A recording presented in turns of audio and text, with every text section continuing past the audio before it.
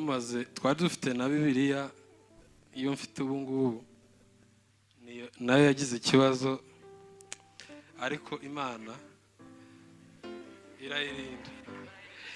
Impamvu yayirinze reka mbabwire kuri no Bibiliya. Iyi Bibiliya niyo bayiduhaye dusezerana tuva mu modoka, nicyo kintu cya mbere twakuyemo. Niyo yari afite we aza kuyikuramo kubera ko hari ijambo Imana yari yatubwiye iri ngiri nyine twasomye ry'Abefeso. Imana yaturindiriye muri iryo jambo, yongera kuturemera amashimwe mu muryango wacu. Imana ishimwe. Nagize ikibazo cyo kuboko ariko kuri kugenda gukira. Nari mfite ibindi byinshi bikuzengurutse ariko ubu ngubu murabona yuko nshobora gushima Imana y'ibyo yakoze. Ikindi gikomeye, twari kumwe nge nawe twari babiri ariko we nta kibazo yigeze agira. Nta kibazo yigeze agira.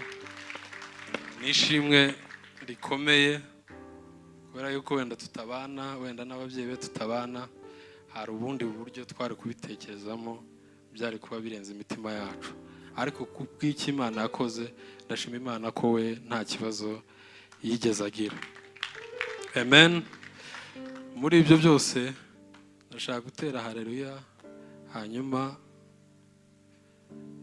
inyuma wenda turaza kuririmba indirimbo tunasirimbira Imana ku by'Imana yakoze. Twarimo twumva indirimbo, ni indirimbo ya Chris murumuna Bihozagara, imigisha Imana itanga. Twari dufite na Bibiliya iyo mfite ubu ngubu nayo yagize ikibazo ariko Imana irayirinda. Impamvu yayirinze reka mbabwire kuri no Bibiliya. Iyi Bibiliya niyo bayiduhaye dusezerana tuva mu modoka, nicyo kintu cya mbere twakuyemo. Niyo yari afite we aza kuyikuramo kubera ko hari ijambo Imana yari yatubwiye iri ngiri nyine twasomye ry'Abefeso. Imana yaturindiriye muri iryo jambo, yongera kuturemera amashimwe mu muryango wacu. Imana ishimwe.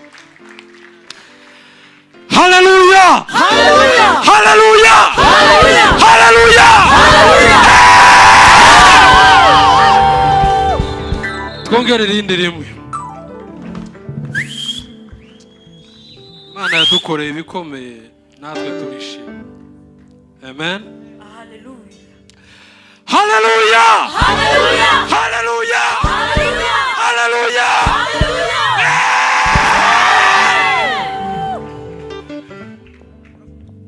Ntabwo avuga Imana ibasha gukora ibiruta cyane ibyo twibwira n'ibyo dutekereza. Imana ishimwe ku bwanyu. Nimuririmbe.